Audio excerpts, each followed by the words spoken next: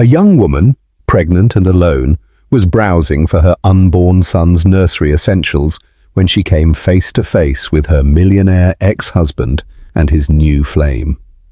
What unfolded next was a tale so shocking no one could have possibly predicted it.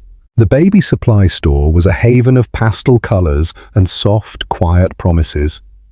The air carried the gentle scent of talcum powder and fresh cotton, a fragrance that soothed the soul and nurtured every mother's dreams. Imogen Adams, her hand resting over the prominent swell of her 5-month belly, felt a fragile calm as her fingers trailed along a row of minuscule rompers. Each tiny outfit was a quiet declaration of love for the baby growing inside her, an entire world she was building all by herself. She paused, weighing a trivial dilemma. The baby blue seemed too serene, the navy too serious. It was in this moment of simple, pure anticipation that the world around her completely fractured. A familiar laugh, a sound that had once been the very soundtrack to her happiness, sliced through the quiet. Slowly, she turned, her heart already thudding a frantic pre-warning against her ribs. And there he was, Edward Vincent, her ex-husband, the very architect of her loneliness. He wasn't by himself. On his arm, his hand resting possessively on her slender waist, was Clara Fielding, a tall, impeccably dressed woman in a crisp white blazer that screamed of power and sophistication. She was the absolute antithesis of everything Imogen felt in that moment. Clara's dark, straight hair fell like a cascade over her shoulders, and her smile was a perfect work of art, polished and brilliant, directed at something Edward was whispering in her ear. They looked like a couple from a glossy magazine, flawless and untouchable, utterly oblivious to the emotional catastrophe they had just unleashed just a few meters away. Imogen froze, the sky-blue romper forgotten in her hand. A desperate, overwhelming urge to merge with the shelves, to vanish behind a towering stack of blankets, consumed her. But her body simply refused to move. A toxic mix of shock, rage, and a profound, bone-deep pain pulsed in her ears. The brutal truth was a slow-acting poison. Edward had walked out on her 3 months after the joyous news of the pregnancy. His excuse was a pathetic, cowardly cliché about needing space, about finding himself. Apparently, he had found himself in the arms of someone else, and now fate, in its cruelest of ironies, had placed them in the very same aisle, the baby aisle. The realization hit her with the force of a sledgehammer. They weren't there by chance. They were shopping for baby essentials. Imogen's mind short-circuited, unable to process the tidal wave of questions that crashed through her heart. Clara was also pregnant. He had replaced her so completely, so quickly, that even the sacred experience of having a child was being replicated with another woman. Her shopping trolley became her only anchor, the cold metal handle digging into her trembling fingers. The world spun, and the store's soft colors blurred into an indistinct haze. She wanted to scream, to weep, to collapse right there on the shiny floor, but she did none of it. A strength she didn't know she had held her upright, silently watching. It was Clara who noticed her first.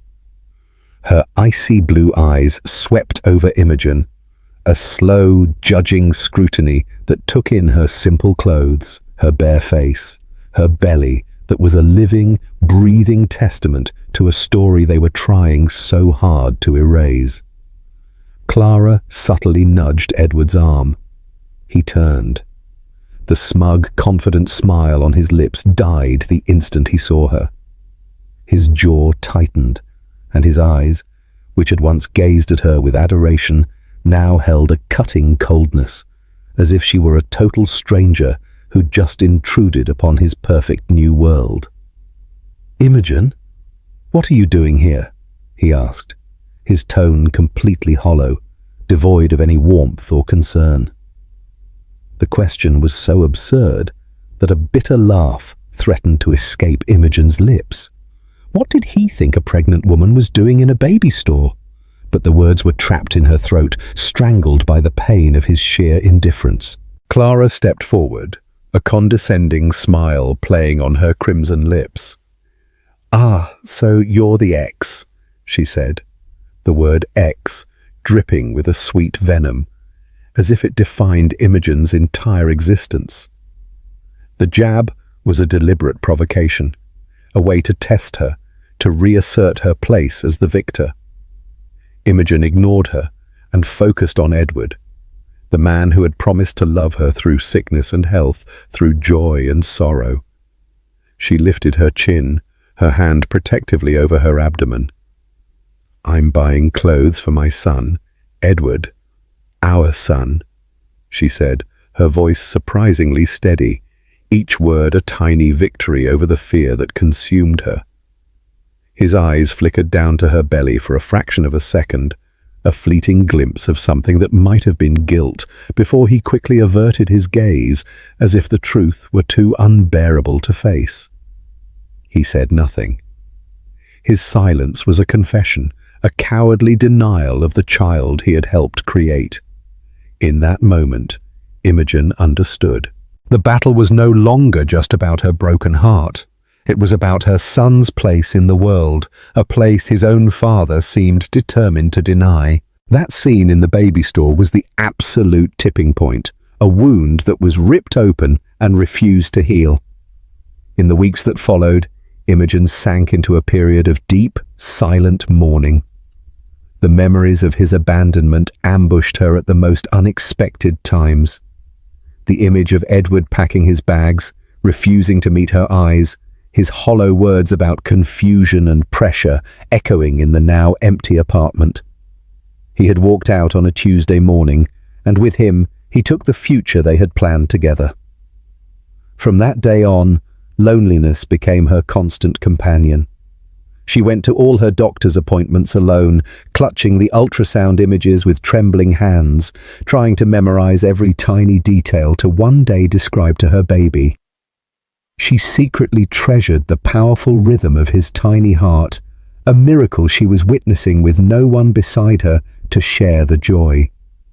The nursery, which should have been a joyful project for two, became her lonely solo therapy. She painted the walls a soft sage green, assembled the cot piece by piece with the help of online tutorials.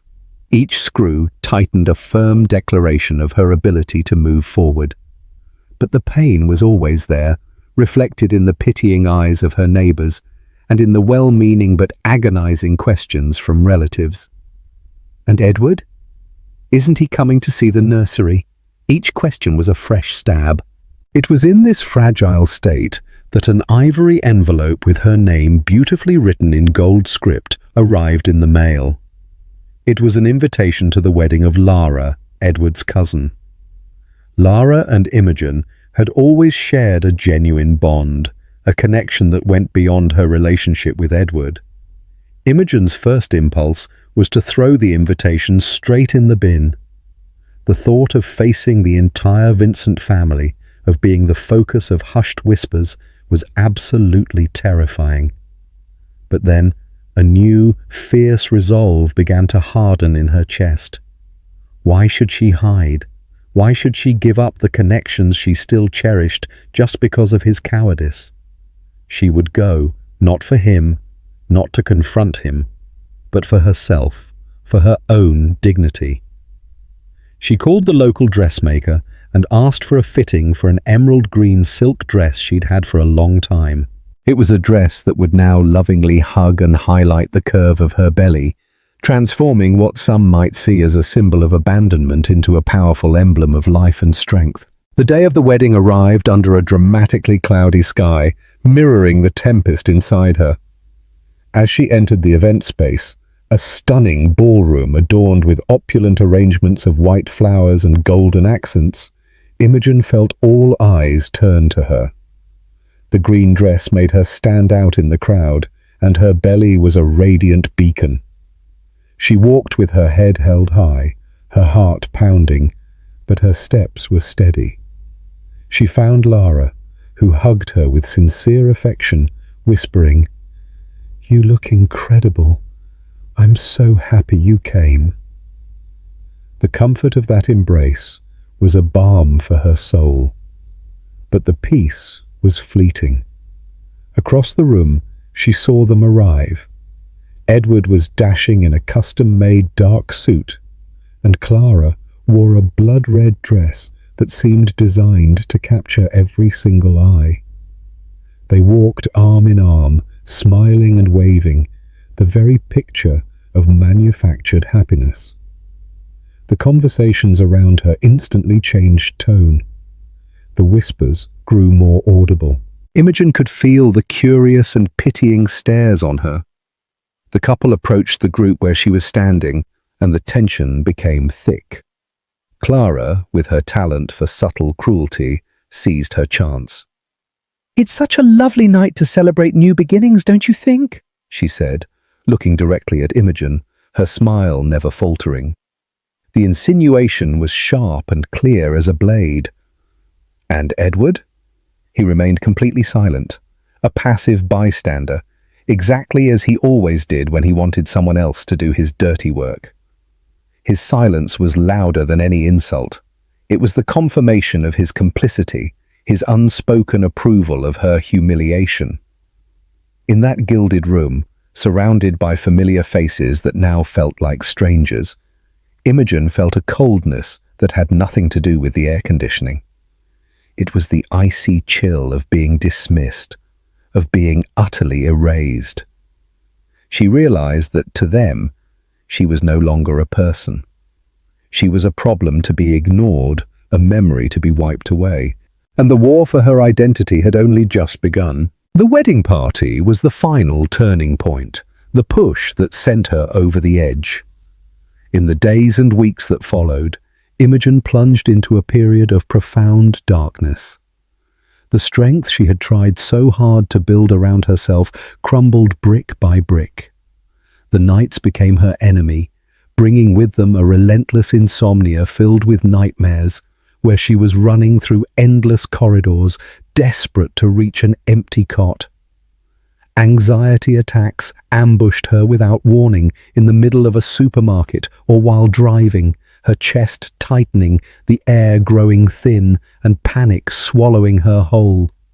She isolated herself from the world, cancelling lunch dates with the few friends who still insisted, and silencing her phone that buzzed with her mum's worried calls.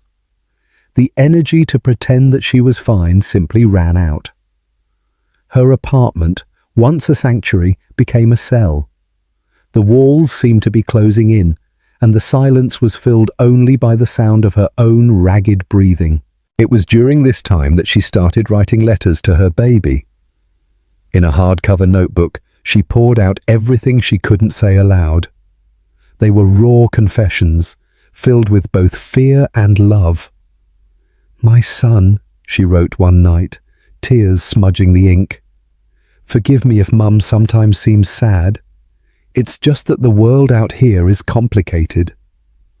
But I want you to know, from this very moment, that you are the most loved and most wanted thing that has ever happened to me, and I promise I'll be enough for both of us." Writing became her sole act of resistance, a way to connect with the future, to remind herself why she needed to keep fighting. Still, doubt continued to gnaw at her. What Edward and Clara had done wasn't just an act of betrayal, it was an act of complete erasure. They were replacing her, not just as a wife, but in her terrified mind, as if Clara could somehow steal her place as a mother. The idea was completely irrational, but pain doesn't follow logic. It was on a grey, rainy afternoon, when the Melbourne sky seemed to be weeping with her, that a firm and unexpected knock sounded at her door. Shivering, she dragged herself from the couch, her heart pounding with apprehension.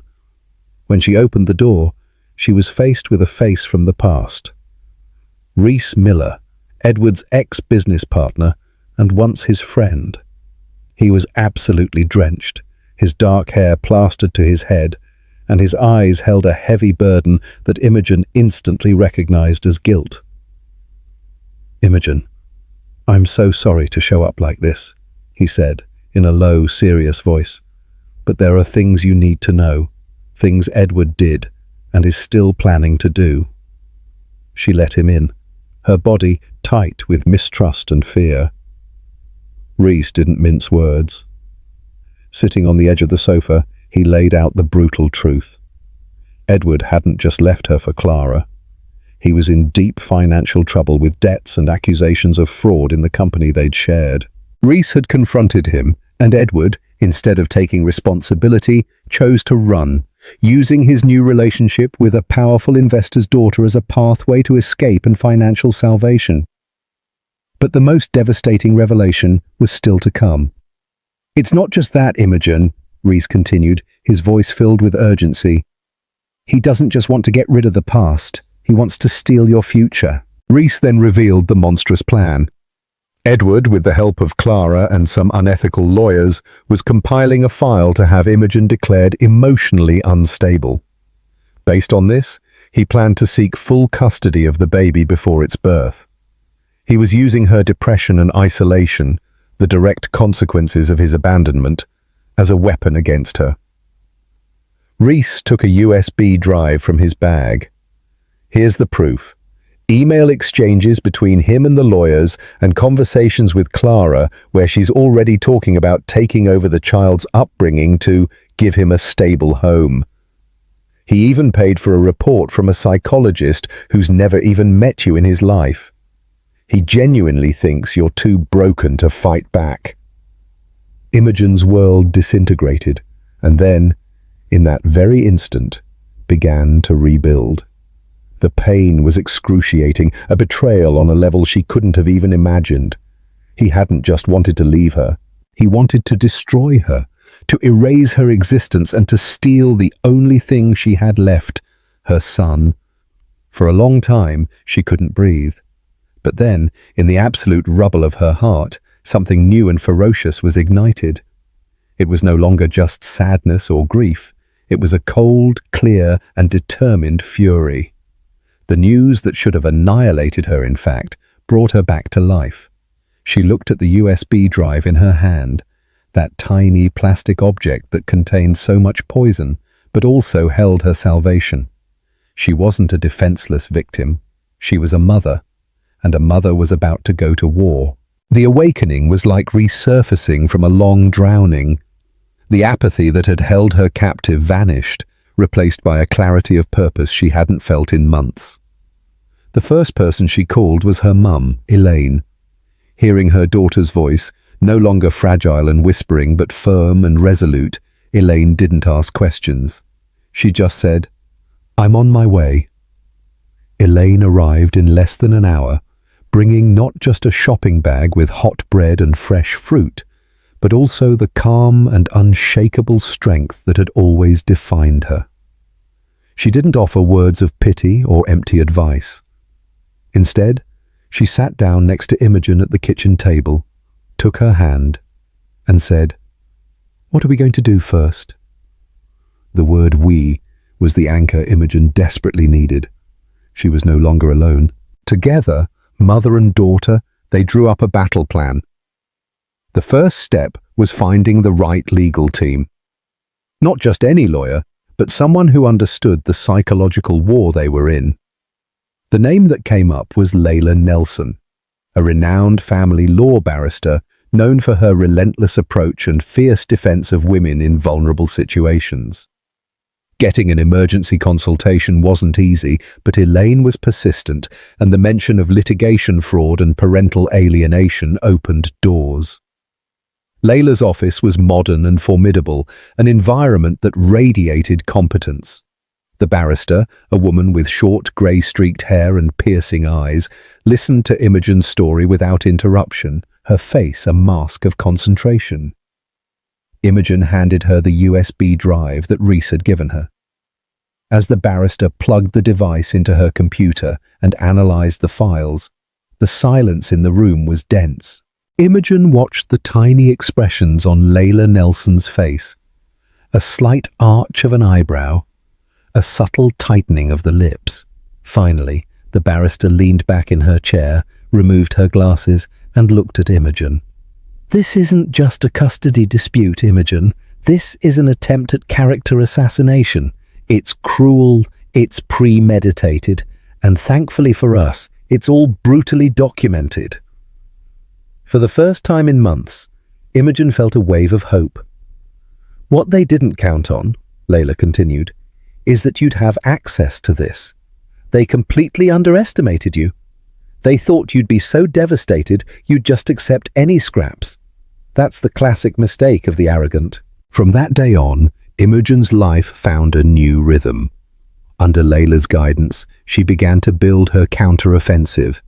The dossier Edward was compiling against her would be overshadowed by the one they would compile against him.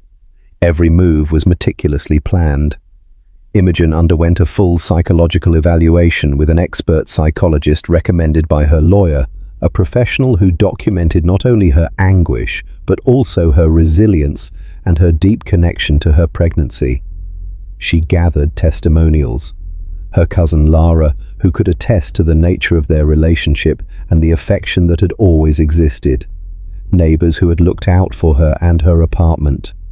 And even the dressmaker who had adjusted her dress, subtle proof that she wasn't hiding from the world. Every medical record, every receipt from the baby store, every message exchanged with her mother became a piece of the armor they were forging. Reese's USB drive was their sword. While the legal battle was taking shape behind the scenes, Imogen was fighting another, more intimate one, rebuilding herself. With Elaine's support, she started taking care of her health again, going for gentle walks in the park and practicing prenatal yoga. She redecorated the nursery for Benson. The name she chose meant blessed, no longer with a sense of defiance, but with pure, unadulterated joy. Every detail, from the star mobile to the soft rug, was a celebration of the life that was to come. A life she would protect with every fiber of her being. She looked at her reflection in the mirror and no longer saw an abandoned woman. She saw a warrior. Her prominent belly was no longer a reminder of betrayal, but her shield, the center of her newfound strength. She was fighting not just for herself, but for him. And that profound realization gave her a power Edward could never hope to understand. The hearing was scheduled. Layla Nelson's strategy was audacious. Instead of waiting for Edward to attack, they would preempt him, filing for a protective order and temporary unilateral custody based on the evidence of manipulation. They would walk into court not as the accused, but as the plaintiffs. On the night before the hearing, anxiety tried to creep in, but Imogen fought it with a newfound calm. She spent the night reading to Ben, her soft voice pushing back the silence of the apartment, her hand over her belly, feeling his gentle movements, as if he were telling her that he was right there with her. On that night, she understood that a victory in court would be important, but the true victory was already taking place inside her. She had found herself not in the arms of another person, but in her own strength. The day in court was a blur of tension and adrenaline. The courthouse, with its cold, echoing hallways, was an intimidating stage. Imogen saw Edward and Clara across the hall. He looked pale, his usual arrogance replaced by a poorly disguised apprehension. Clara, by his side, maintained a facade of confidence, but her eyes darted nervously in every direction. They looked smaller, less powerful, under the cold, impersonal light of justice. When they entered the hearing room, a small, stuffy space, the air became heavy. Edward's lawyer began his argument, painting a picture of Imogen as an unstable, depressed woman, incapable of raising a child. He presented the purchased psychological report, citing emotional outbursts and erratic behavior. Imogen felt her blood boil, but a reassuring touch from Layla on her arm kept her centered. Then it was Layla's turn. She stood, calm and methodical, and began to dismantle the farce piece by piece. First, she presented the report from the expert who had evaluated Imogen, a robust document that described a woman going through a comprehensible grief, but who was psychologically sound and extremely fit for motherhood. Next, she called the psychologist who had signed Edward's report to the stand.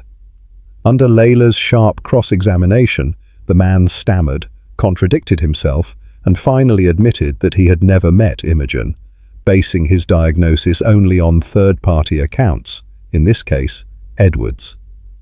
The judge, a man with a severe expression, made a note in his notebook, his face a grim frown. The final, crushing blow came with the evidence from the USB drive. Layla Nelson asked for permission to play an audio recording. Clara's voice filled the room, metallic and cruel. "You have to push harder, Edward," it said. "Say she threatened you, that she has meltdowns. We need to get her kid as soon as possible to give him a real home. I'll take care of everything, you know." The silence that followed was deathly. Clara went white as a sheet, her eyes wide with panic. Edward sank into his chair, his face in his hands. He didn't look at Imogen. He couldn't. His mask had fallen, revealing the true ugliness underneath. The judge looked at the couple with visible contempt. He didn't need anything more. The hearing was adjourned. The decision, he announced, would be swift. As they left the room, Edward passed Imogen, a defeated man. His silence, which had once been a weapon of humiliation, was now the sound of his complete surrender. Imogen felt no triumph, not even hatred. She felt only the deep, exhausted relief of someone who had survived a long and terrible war. The judge's decision came out later that afternoon. It was even more than Layla Nelson had hoped for. Unilateral custody was granted to Imogen, with a fair child support payment established. All of Edward's accusations were dismissed and classified as bad faith litigation. And to top it off, the judge ordered a criminal investigation to be opened against Edward for litigation fraud and against the psychologist for falsifying documents. The victory was total and overwhelming. Imogen wept in the car on the way home. It was a cry that wasn't born of sadness, but of freedom. It was the end of one chapter and the beginning of everything. Months later, on a beautiful spring night, Imogen's water broke.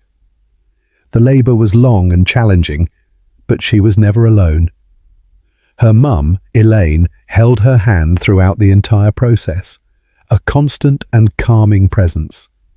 And at 3:17 a.m., Benson came into the world with a strong cry and healthy lungs. When the nurse placed him in her arms, the outside world simply vanished. There was only the warmth of that tiny body against hers, the scent of new life, the miniature eyes that opened to meet hers. It was a love so devastating, so pure, that it healed all her remaining wounds. In that hospital room, holding her son, Imogen knew that everything she had been through was absolutely worth it. Edward never showed up. His absence, which would have once devastated her, was now the greatest gift. Ben would have a start in life free of toxicity, surrounded only by love. Life settled into a new and happy rhythm. The sleepless nights, the nappy changes, the lullabies whispered in the dark. Every moment was precious. Imogen found a strength she never knew she possessed, an infinite patience, and a joy that blossomed from the simplest things. Ben's first smile, the way his tiny fingers wrapped around hers. One day, while organizing some papers, she found the journal where she had written letters to her son during her darkest days. She read it, not with pain, but with a new perspective.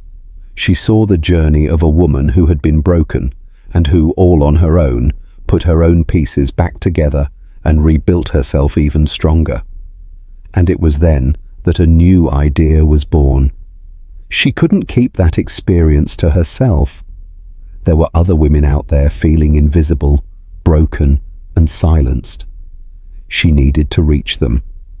With the help of some friends and the support of a local community center, she created a support group. The name was simple and powerful, Forged by Fire. The first meeting had only 5 women, all with stories of pain, betrayal, and manipulation. Sitting in a circle, they shared their experiences, many for the very first time. Imogen told her own story, unfiltered and unashamed. She spoke of the baby store, the wedding, the court hearing, but most of all, she spoke of the rebirth. "They tried to extinguish us," she said, looking into each woman's eyes. "But they failed, because what they don't understand is that you don't extinguish a woman. When they try, she doesn't just disappear. She is forged. The fire didn't consume us. It tempered us." In that moment, seeing the tears of recognition and the smiles of hope around her, Imogen understood her true purpose. The victory against Edward wasn't the end of her story. It was the beginning of her mission. She built a new life, not on the ashes of the old, but from the hardened metal that had emerged from the flames. A life that was strong, free, and finally full of light. News about the Forged by Fire group spread organically, by word of mouth, in online forums and in whispers of encouragement. What had started with 5 women in a borrowed room soon transformed into a vibrant community. Imogen, who had never imagined herself as a leader, discovered a natural ability to nurture and empower. She didn't offer magical solutions, but something far more valuable. A safe space for the validation of pain and the celebration of resilience. The meetings were a rich tapestry of stories, some whispered with choked-up voices, others told with a righteous and healing anger. There were women who, like her, had faced abandonment during pregnancy. Others were fighting to break free from emotionally abusive relationships. Still others were simply trying to rebuild their self-esteem after years of being belittled and controlled. In every story, Imogen saw a fragment of herself, and in her story, they saw the possibility of a different future. She divided her time between caring for Ben, who was growing right before her eyes, turning into a curious and joyful little boy, and her volunteer work with the group. Her life was full, not in a grand or glamorous way, but with a fullness built from the small moments. The smell of morning coffee as Ben babbled on her lap, the deep satisfaction of seeing a woman in the group raise her head and speak in a firm voice for the first time, being able to sleep with a tired but peaceful heart. The legal case against Edward was still ongoing in the courts, a distant echo of a life that no longer felt like hers. Layla Nelson handled everything with quiet efficiency, updating her only when necessary. The investigation into the fraud at Edward's old company had dug deeper, revealing a chain of corruption far more complex than Reese had ever imagined.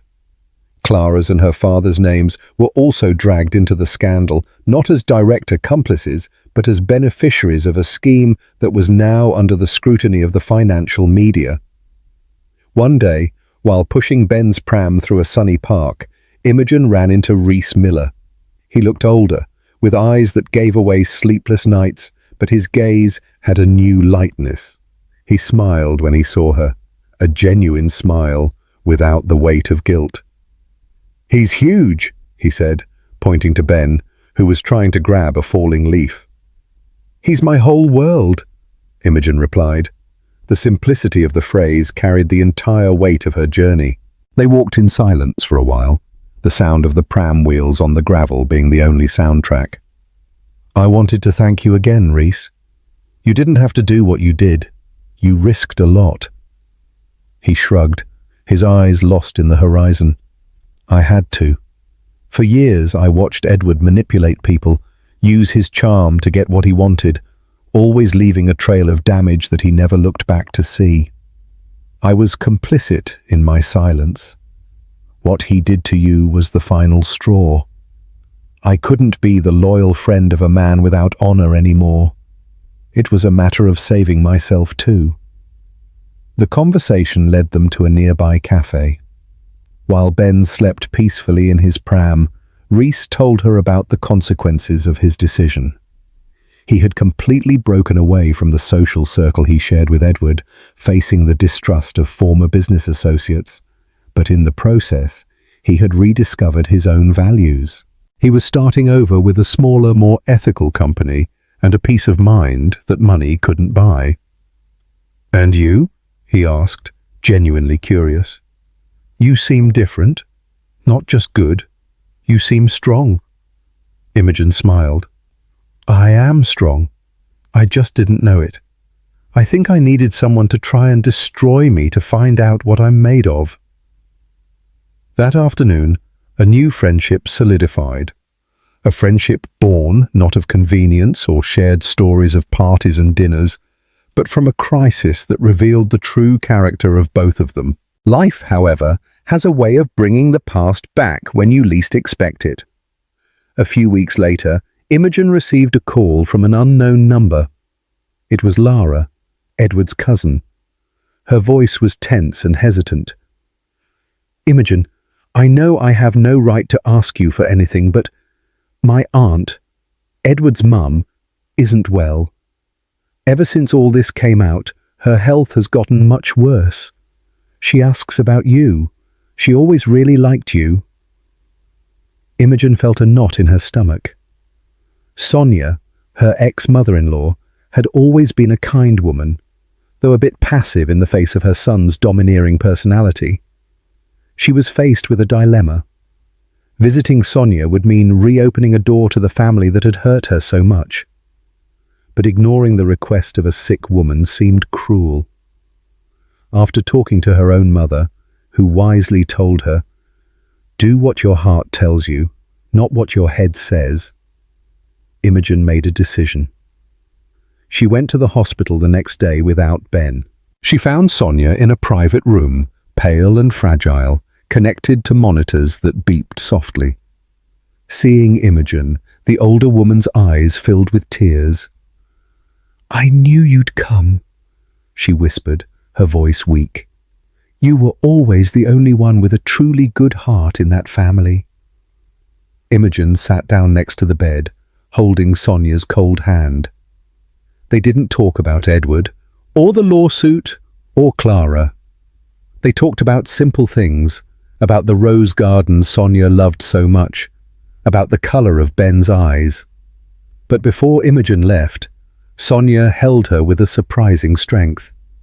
"He wasn't like that, you know. Or maybe he always was, and I didn't want to see it. I pampered him. I protected him too much. But I failed him, and that's why he failed you. Forgive me, my dear. Forgive me for the pain my son caused you."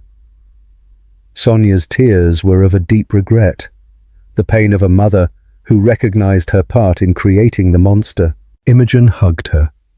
And in that embrace, she didn't just forgive Edward, she freed herself from the last bit of anger she still held for that family. She left the hospital feeling lighter, as if she had finally cut the last anchor tethering her to the past. Meanwhile, Edward's empire was publicly collapsing. News of the fraud became a national scandal, irreparably staining the Vincent family name. Clara's father, dedicated to saving his own skin, issued an official statement cutting all professional and personal ties with Edward, claiming to have been misled by the trust he placed in a future family member. The engagement, which was never made official with a ring but rather with appearances in society columns, was undone in a whisper of humiliation. Clara disappeared from the spotlight, her image as a powerful, victorious woman replaced by that of a foolish socialite who had been used and discarded. Rumors said she had moved overseas, seeking the anonymity she had once despised. Edward's final trial was scheduled, not the family trial, which was already over, but the criminal one. Imogen was called as a witness, not for the fraud itself, but for his pattern of manipulative behavior. Her testimony, delivered with a calm and clarity that impressed the court, was the final piece that connected his financial dishonesty to his moral dishonesty. She didn't accuse him with anger. She simply presented the facts, the chronology of how he had tried to use the legal system to silence her and steal her child. It was devastating in its simplicity. Edward, sitting in the defendant's chair, looked like a shadow of the man he once was. The expensive suit couldn't hide how shrunken he was, the sparkle in his eyes replaced by a dull fear. He was sentenced to years in prison, a sentence that included not only the financial crimes, but also the litigation fraud against her. Justice, slow and sometimes painful, had finally prevailed. On the night the sentence was announced, Imogen didn't celebrate. She put Ben to sleep, sat in the armchair in his room, and watched the fine rain fall outside. She didn't feel joy at Edward's downfall, but a deep and solemn relief. It was the end, the final period of a story that had taken her to hell and back. She thought of all the women forged by fire, of their own battles, of their own silent victories. Her story was just one of many, but now she had a platform to turn her pain into a beacon. She took out her notebook and began to write, not a letter to her son, but a draft for a bigger project, a book, an organization, a movement. She didn't know exactly what it would be, but she knew that her voice, the voice Edward had tried to silence, was only just beginning to be heard. The sound of the rain was like a soft applause, and for the first time in a long time, Imogen looked to the future and saw an infinite horizon of possibilities, an open sky that she had conquered all by herself. Time, from that point on, took on a new quality. It stopped being an enemy to be endured and became an ally, a craftsman who wove Imogen's and Ben's days with threads of normalcy and joy. Life unfolded into a tapestry of precious moments. Ben's first wobbly steps across the living room, the chubby hand pointing at the neighbor's dog, the first word, "Mama," said with a clarity that made Imogen's heart overflow. Every milestone in her son's development was a personal victory, living proof that the love and stability she had worked so hard to build were flourishing. The apartment, once a scene of loneliness and fear, now echoed with a child's laughter and the sound of building blocks tumbling to the floor. It was the sound of life in its purest and most glorious form. The Forged by Fire group also grew and evolved. Imogen, with the help of other women who had become pillars of the community, began to organize practical workshops, family law basics with volunteer lawyers, financial literacy classes for women who needed to regain their independence, and group therapy sessions with partnering psychologists. The project that had been born from her pain was becoming a tangible force for change in the lives of many. She discovered a talent for organization and a passion for connecting people and resources. Seeing a woman get a protective order, another get a job, another simply smile with genuine ease for the first time in years, brought Imogen a deep satisfaction, a sense of purpose that no previous professional success had ever given her. She wasn't just healing herself, she was helping to build an army of women who refused to be victims. Her friendship with Reese deepened, becoming a constant and comforting presence in her life. He was Uncle Reese to Ben, always showing up with a new toy or an infinite patience for a game of hide and seek.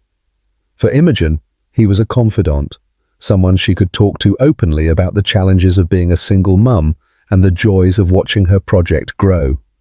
There was no romance between them, but something perhaps rarer and more precious, a mutual respect and a genuine affection forged in honesty and in overcoming a shared crisis.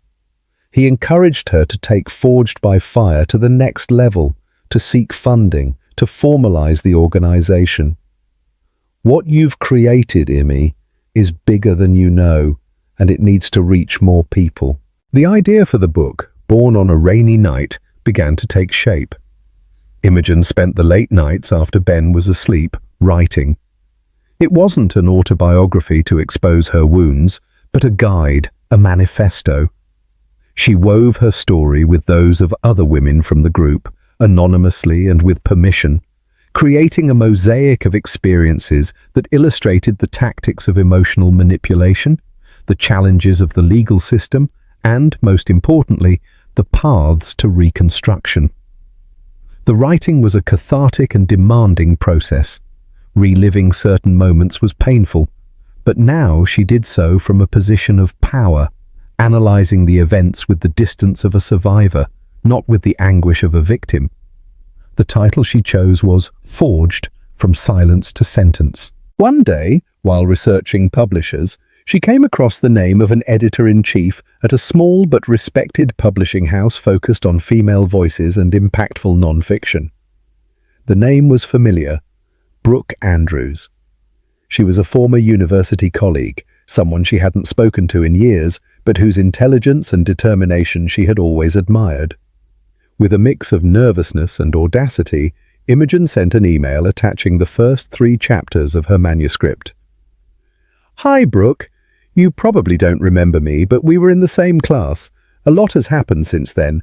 I think I've written a book you might be interested in." The response came in less than 24 hours.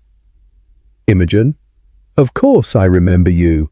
I read what you sent in one sitting. I'm speechless. We need to talk. Urgently." The meeting with Brooke was a whirlwind. The editor not only loved what she read, but saw the potential for something much bigger. "This isn't just a book, Imogen, it's a movement.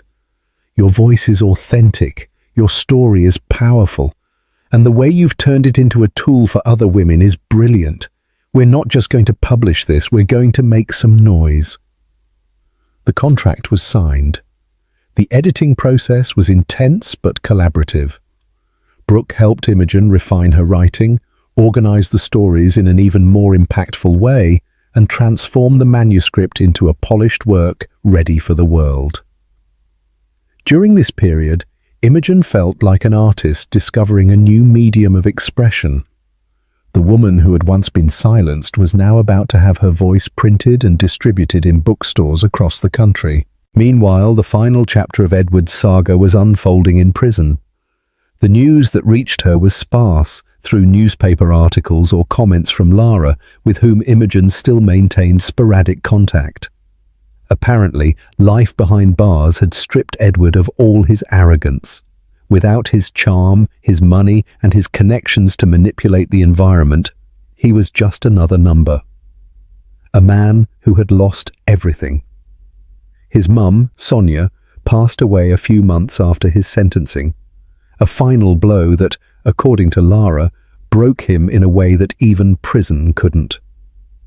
He refused to receive visitors, isolating himself in a silence that, this time, was not a weapon, but a surrender. Imogen felt nothing upon hearing this news, neither pity nor satisfaction.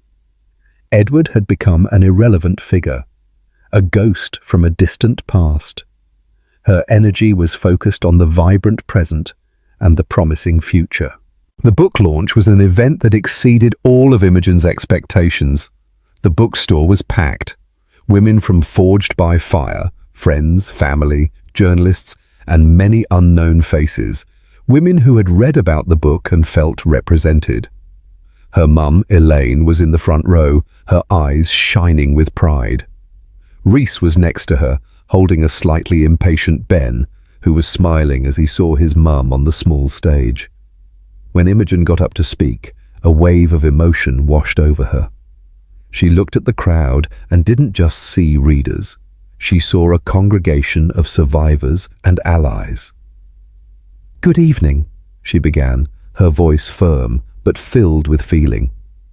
"A few years ago, I was in a baby store, feeling like the most invisible and broken woman in the world. I thought my story was over. Today, looking at each of you, I understand that that wasn't my story ending. It was my story beginning. This book is not about my pain. It's about our power. The power we discover when we refuse to be silenced, when we transform our scars into maps to guide other women out of the darkness.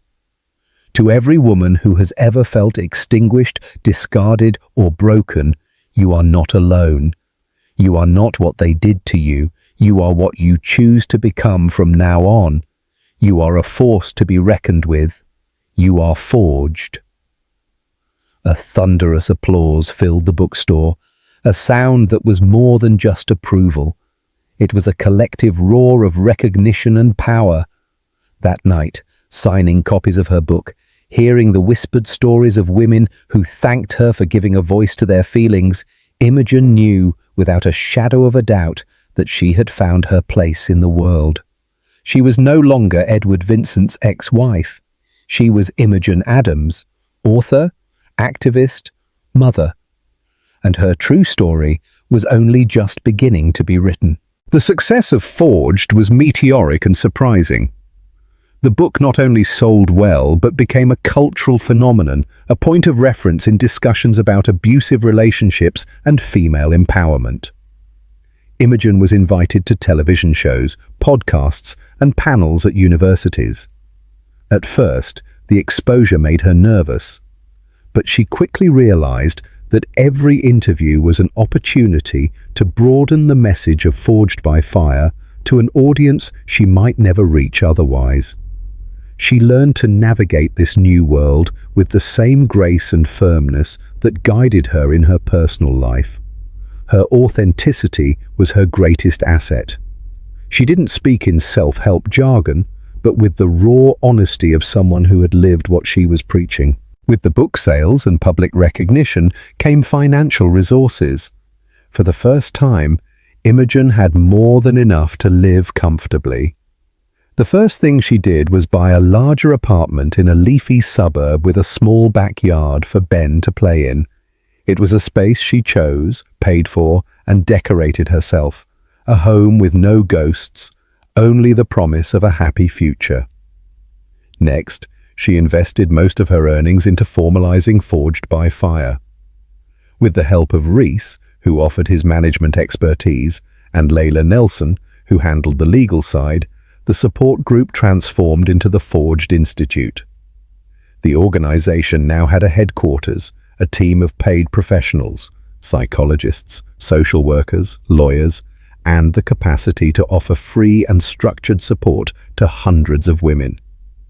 The dream that had been born in her small apartment was now a solid institution, a beacon of hope with a fixed address. Ben, now a boy of almost 4, was the gravitational center of her life.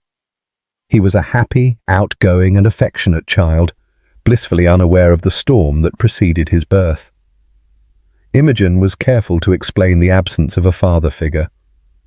She didn't lie, but adapted the truth to his age. "Daddy lives very, very far away, my love. But you have Mama, you have Nana Elaine and Uncle Reese and a whole bunch of people who love you more than anything in the world." She was determined to raise him without the poison of resentment, teaching him about respect, empathy, and the importance of treating everyone with dignity. Lessons that Edward had never learned. Her relationship with Reese continued to be a pillar of her life. Their friendship was easy, deep, and uncomplicated. They were the family they had chosen for each other, celebrating birthdays, taking care of each other on sick days, and sharing life's joys and frustrations. There was no romance between them, but something perhaps rarer and more precious, a mutual respect and a genuine affection forged in honesty and in overcoming a shared crisis. He encouraged her to take Forged by Fire to the next level, to seek funding, to formalize the organization. "What you've created, Imi, is bigger than you know, and it needs to reach more people." The idea for the book, born on a rainy night, began to take shape. Imogen spent the late nights after Ben was asleep, writing. It wasn't an autobiography to expose her wounds, but a guide, a manifesto. She wove her story with those of other women from the group, anonymously and with permission, creating a mosaic of experiences that illustrated the tactics of emotional manipulation, the challenges of the legal system, and, most importantly, the paths to reconstruction. The writing was a cathartic and demanding process.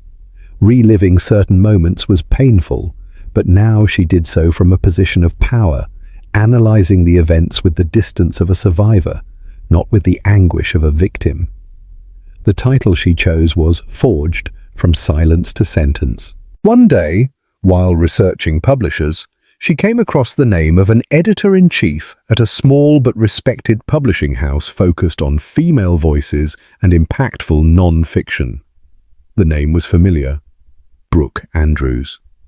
She was a former university colleague, someone she hadn't spoken to in years, but whose intelligence and determination she had always admired. With a mix of nervousness and audacity, Imogen sent an email attaching the first 3 chapters of her manuscript. "Hi, Brooke. You probably don't remember me, but we were in the same class. A lot has happened since then. I think I've written a book you might be interested in." The response came in less than 24 hours. "Imogen? Of course I remember you. I read what you sent in one sitting. I'm speechless. We need to talk. Urgently." The meeting with Brooke was a whirlwind. The editor not only loved what she read, but saw the potential for something much bigger. "This isn't just a book, Imogen. It's a movement. Your voice is authentic. Your story is powerful. And the way you've turned it into a tool for other women is brilliant. We're not just going to publish this. We're going to make some noise." The contract was signed. The editing process was intense but collaborative. Brooke helped Imogen refine her writing, organize the stories in an even more impactful way, and transform the manuscript into a polished work ready for the world. During this period, Imogen felt like an artist discovering a new medium of expression. The woman who had once been silenced was now about to have her voice printed and distributed in bookstores across the country. Meanwhile, the final chapter of Edward's saga was unfolding in prison. The news that reached her was sparse, through newspaper articles or comments from Lara, with whom Imogen still maintained sporadic contact. Apparently, life behind bars had stripped Edward of all his arrogance. Without his charm, his money, and his connections to manipulate the environment, he was just another number. A man who had lost everything. His mum, Sonia, passed away a few months after his sentencing, a final blow that, according to Lara, broke him in a way that even prison couldn't. He refused to receive visitors, isolating himself in a silence that, this time, was not a weapon, but a surrender. Imogen felt nothing upon hearing this news. Neither pity nor satisfaction. Edward had become an irrelevant figure, a ghost from a distant past. Her energy was focused on the vibrant present and the promising future. The book launch was an event that exceeded all of Imogen's expectations. The bookstore was packed. Women from Forged by Fire, friends, family, journalists, and many unknown faces. Women who had read about the book and felt represented. Her mum, Elaine, was in the front row, her eyes shining with pride. Reese was next to her, holding a slightly impatient Ben, who was smiling as he saw his mum on the small stage. When Imogen got up to speak, a wave of emotion washed over her. She looked at the crowd and didn't just see readers. She saw a congregation of survivors and allies. "Good evening," she began, her voice firm but filled with feeling.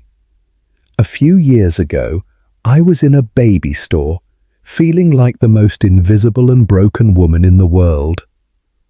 I thought my story was over.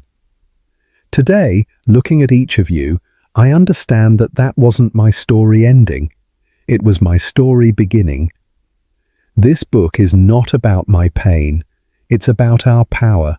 The power we discover when we refuse to be silenced, when we transform our scars into maps to guide other women out of the darkness. To every woman who has ever felt extinguished, discarded, or broken, you are not alone.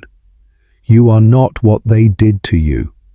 You are what you choose to become from now on. You are a force to be reckoned with. You are forged." A thunderous applause filled the bookstore, a sound that was more than just approval.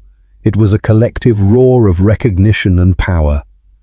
That night, signing copies of her book, hearing the whispered stories of women who thanked her for giving a voice to their feelings, Imogen knew without a shadow of a doubt that she had found her place in the world.